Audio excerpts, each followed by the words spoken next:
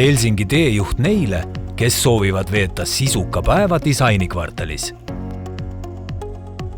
Alusta päeva mõnusas Primavera poes, kus sind ootab Skandinaavia tippdisainerite hõrk looming. Lähedal asuvast Papershopist leiad üllatusliku valiku kõigest, mis on võimalik paberist teha ja paberile panna.